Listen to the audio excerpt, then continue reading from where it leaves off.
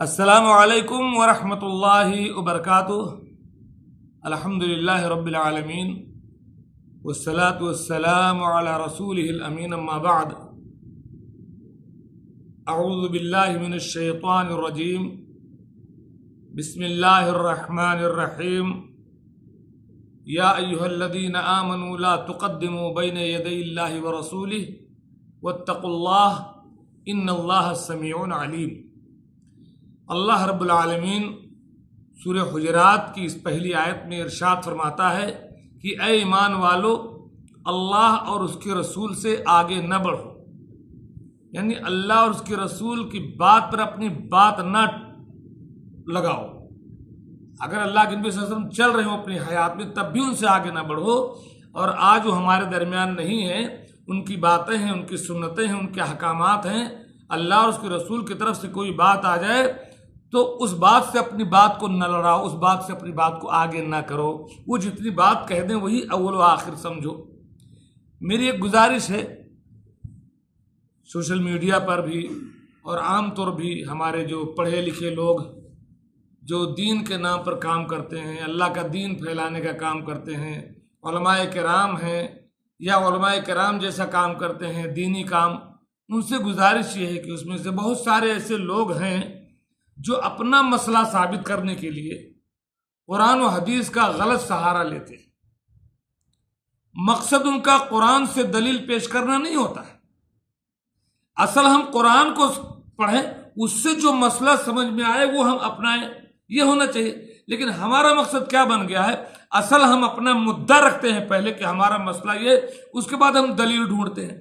دلیل نہیں ملتی ہے تو کوئی قرآن کی آیت جہاں تھوڑی بہت ان کے دماغ سے میل کھاتی ہے، اس کو لا کر کے اس کی تعویل کر کے اس کا غلط معنی بیان کرتے ہیں۔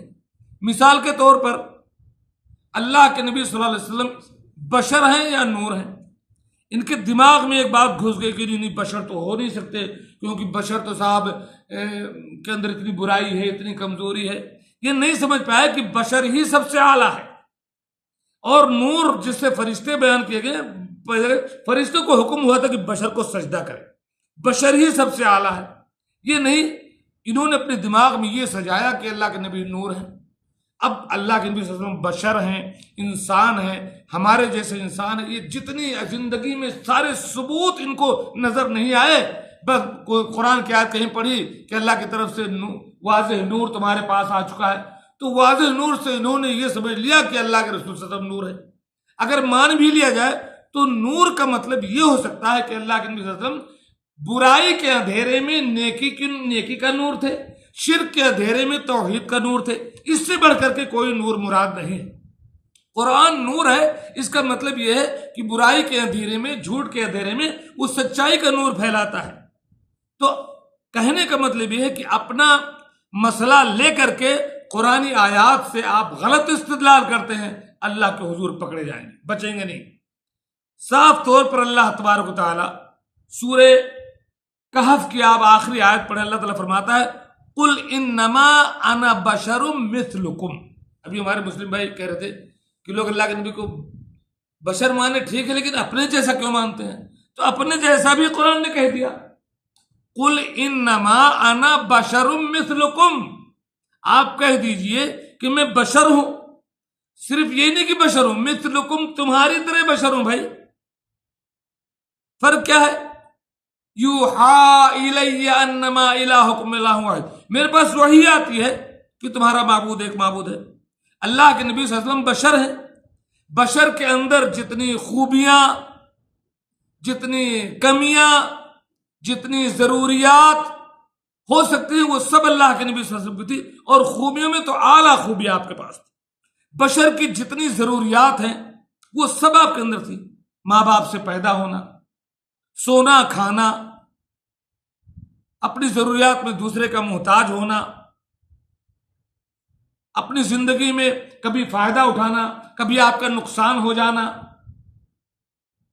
یہ ساری چیزیں ہوئی ہیں آپ کی زندگی میں، پاخانہ پیشاب ضروریات۔ تو یہ قرآن نے کہا کہ آپ کہہ دو میں تمہاری ہی طرح ایک بشر ہوں۔ بھائی فرق کیا ہے کہ میرے پاس اللہ کی وحی آتی ہے، تمہارے پاس اللہ کی وحی نہیں آتی ہے۔ اور کبھی کبھی کوئی کہ یہ لوگ اللہ کے نبی کو اپنا بڑا بھائی کہتے ہیں، یعنی آپ نے سمجھ لیا کہ وہ نور تھے، بس آپ نے ساری آیات آپ کو دکھی نہیں۔ صحیح مسلم کی روایت آپ اٹھائے ہیں، اللہ کے نبی صلی اللہ علیہ وسلم ایک بار جو ہے ایک قبرستان کی زیارت کے لیے گئے، وہاں اپنے قبرستان کی زیارت کی دعا، آپ تو قبرستان پر جاتے ہو مردوں سے مانگنے کے لیے، آپ کو تو قبرستان کے زیارت کی دعا بھی نہیں پتا۔ السلام علیکم اہل الدیار من المؤمنین والمسلمین وإنا ان شاء اللہ بکم لاحقون اسأل اللہ لنا ولکم العافیہ، یہ دعا پڑھی۔ اس کے بعد صحابہ کرام سے آپ نے فرمایا کہ وددنا ان رأینا اخواننا، میری خواہش ہے کہ میں اپنے بھائیوں کو دیکھ لوں۔ اللہ کے نبی نے خود کہا میں چاہتا ہوں، میری خواہش تھی کہ میں اپنے بھائیوں کو دیکھ لوں۔ صحابہ نے فرمایا کہ اول لسنا اخوانک یا رسول اللہ، کس کو آپ دیکھنا چاہتے ہیں، ہم آپ کے بھائی نہیں ہیں۔ آپ نے فرمایا تم اصحابی، تم تو میرے ساتھی ہو، وَإِخْوَانِيَ الَّذِينَ لَمْ يَأْتُوا بَعْدُ، میرے بھائی وہ ہیں جو ابھی پیدا نہیں ہوئے، یعنی ہم لوگ انشاءاللہ جو بعد میں پیدا ہوئے اور اپنے نبی پر بغیر دیکھے ایمان لائے۔ اللہ کے نبی نے خود ہم کو بھائی کہا، قرآن نے نبی کو ہمارے جیسا بشر کہا، خود اللہ کے نبی صلی اللہ علیہ وسلم نے ہمیں اپنا بھائی کہا، تو آپ کو کیا پریشانی لگتی ہے؟ اگر ہمارے محبت کے اللہ کے نبی صلی اللہ علیہ وسلم نے کہا کہ اپنے بھائیوں کو دیکھنا چاہتا ہوں، کیونکہ انما المؤمنون اخوہ، تمام مومن آپس میں بھائی ہیں، تو اللہ کے نبی بھی بھائی ہیں، لیکن بہترین بھائی ہیں، آپ بشر ہیں، خیر البشر ہیں، پوری انسانی دنیا میں آپ سے افضل کوئی ہے ہی نہیں اس زمین و آسمان کے اوپر، اللہ کے بعد آپ کا درجہ ہے، بعد از خدا بزرگ تو ہی قصہ مختصر، اللہ کے بعد اگر کوئی ہے تو محمد رسول اللہ صلی اللہ علیہ وسلم ہے۔ اس لیے ہم کہتے ہیں اس دنیا میں بھی بڑے سے کوئی علامہ آ جائے، بڑے سے بڑا فہمہ آ جائے، بڑے سے امام پیر ولی بزرگ، کچھ نہیں۔ وہ ایک شاعر نے کہا کہ دنیا میں احترام کے قابل ہیں جتنے لوگ، ہم سب کو مانتے ہیں مگر مصطفیٰ کے بعد۔ تو بات یہ ہے، بات جو کہو حق کی کہو، قرآن و سنت کی کہو، اپنا مسئلہ پیش کر کے قرآن و سنت سے غلط دلیل نہ لو اور نہ اللہ تعالیٰ کے ہم پکڑے جاؤ، یہ میرا پیغام۔ ابو سالم صاحب دیکھیے کچھ کہنا چاہتے ہیں، یہ بھی آپ سے کچھ عرض کریں گے۔ اعوذ باللہ من الشیطان الرجیم، تعاونوا علی البر والتقوی ولا تعاونوا علی الاسم والعدوان علی الاسم والعدوان، نیک باتوں کے لیے ایک دوسروں کا تعاون کرو، بری باتوں کے لیے ایک دوسرے کا تعاون مت کرو۔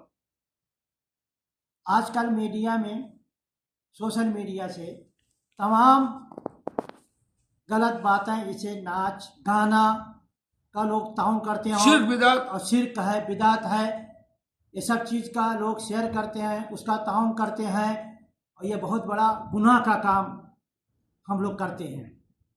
میں تو یہی گزارش کرتا ہوں آپ لوگوں سے، تمام اپنے بھائیوں سے اور دوستوں سے، کہ نیک باتوں کے لیے تعاون کیجیے اور اس کا اجر آپ کو ملے گا انشاءاللہ۔ مثال پر یہی ویڈیو جو ہے ابھی فیس بک پر جب پہنچے تو آپ اس میں ہمارا تعاون کیجیے، اس کو پھیلائیے، آپ کو ابھی ثواب ملا، آپ مرنے کے بعد جب قبر میں چلے جائیں گے، مرنے کے بعد بھی یہ اجر آپ کو ملتا رہے گا، آپ کے کھاتے میں جاتا رہے گا۔ اور جو آپ فلمیں شیئر کرتے ہیں، گانے شیئر کرتے ہیں، شرکیات، بدعات، خرافات جو شیئر کرتے ہیں، وہ آپ کو ابھی گناہ مل رہا ہے، مرنے کے بعد بھی جتنے لوگ وہ ویڈیو دیکھیں گے وہ سارا گناہ آپ کے کھاتے میں جائے گا۔ اس لیے اللہ تعالیٰ نے فرمایا تعاونوا علی البر والتقوی، نیکی اور بھلائی کے معاملے میں تعاون کیا کرو، ولا تعاونوا علی الاثم والعدوان، گناہ اور برائی کے بارے میں ایک دوسرے کا تعاون نہ کرو۔ مسلم بھائی جو کچھ کہیں گے آپ سے۔ اعوذ باللہ من الشیطان الرجیم، بسم اللہ الرحمن الرحیم۔ ان اللہ لا یغفر ان یشرک بہ ویغفر ما دون ذلک لمن یشاء۔ میرے بھائیوں دوستو، شرک سب سے بڑا گناہ ہے، شرک مت کرو۔ دنیا میں اللہ تعالیٰ ہر چیز معاف کر سکتا ہے، لیکن شرک نہیں معاف کر سکتا۔ بغیر توبہ کے شرک کبھی بھی معاف نہیں، اگر بغیر توبہ کیا مر گیا تو اللہ تعالیٰ کبھی معاف نہیں کرے گا۔ تو بھائیوں، شرک مت کرو اور نبی صلی اللہ علیہ وسلم کی اطاعت کرو، ان کی اتباع کرو، اور کیا کہوں میں، شرک بدعات نہ کریں۔ مسلم بھائی جو بات کہنا چاہتے ہیں، انہوں نے یہ کہا کہ شرک نہ کیجیے، کیونکہ اللہ تعالیٰ کیا کہتا ہے، ان اللہ لا یغفر ان یشرک بہ، بے شک اللہ تعالیٰ نہیں معاف کرے گا کہ اس کے ساتھ شرک کیا جائے، وَيَغْفِرُ مَا دُونَ ذَلِكَ لِمَن يَشَاءُ، اس کے علاوہ جتنے بھی گناہ ہیں، چوری ڈکیتی زنا کچھ بھی ہو، لِمَن يَشَاءُ جس کو چاہے وہ معاف کر سکتا ہے۔ آپ بڑے سے بڑا گناہ کر کے چلے جائیں، آپ کو جنت مل سکتی ہے اگر آپ نے شرک نہیں کیا ہے تو، لیکن اگر آپ نے شرک کیا ہے، شرک پر مرے، بڑی سے بڑی عبادت کر کے چلے جائیں، تب بھی آپ جنت کا منہ نہیں دیکھیں گے، کیونکہ اللہ تعالیٰ فرماتا ہے اِنَّهُ مَن يُشْرِكْ بِاللَّهِ فَقَدْ حَرَّمَ اللَّهُ عَلَيْهِ الْجَنَّةَ، جو اللہ کے ساتھ شرک کرتا ہے اللہ نے اس کے لیے جنت کو حرام قرار دیا ہے، وَمَأْوَاهُ النَّارُ، اس کا ٹھکانہ جہنم ہے۔ اور مسلم بھائی نے کہا کہ اللہ کے نبی صلی اللہ علیہ وسلم کی اتباع کرو، اتباع کا دعویٰ ہم کرتے ہیں، لیکن اتباع کا مطلب یہ ہے کہ اپنے عقیدے کے لیے، اپنے معاملات کے لیے، اپنی عبادت کے لیے، تمام چیزوں کے لیے دلیل لاؤ نبی کریم صلی اللہ علیہ وسلم کی سنت سے، منمانی نہ کرو۔ منمانی کو کہتے ہیں بدعت، جو بھی آپ کے من میں آئے بھلائی کے نام پر وہ کام نہ کرو، اپنے عبادات کا، اپنے معاملات کا ثبوت قرآن و سنت میں ڈھونڈو۔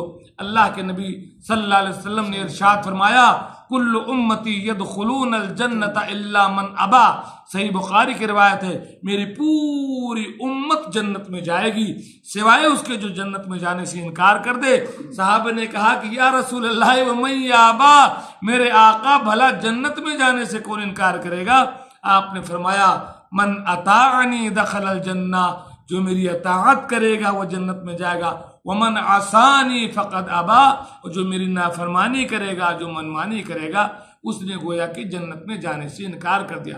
اللہ تعالیٰ سے میں دعا کرتا ہوں کہ اللہ تعالیٰ ہمیں قرآن و سنت کا متبع بنائے، اس پر عمل کرنے والا بنائے، اسی کا پرچار کرنے والا بنائے، اور قیامت کے دن ہمیں اپنے نبی کے ہاتھوں سے آب کوثر عطا فرمائے، ہمارے نبی کی شفاعت نصیب فرمائے۔ جب آپ جنت کا گیٹ اللہ کے حکم سے کھلوائیں گے تو پہلا گروہ جو 14ویں رات کے چاند کی طرح چمکتا ہوا جنت میں داخل ہوگا، اللہ تعالیٰ اس زمرے میں ہمیں جنت میں داخل فرمائے، آمین۔ وآخر دعوانا ان الحمد للہ رب العالمین، السلام علیکم ورحمۃ اللہ وبرکاتہ۔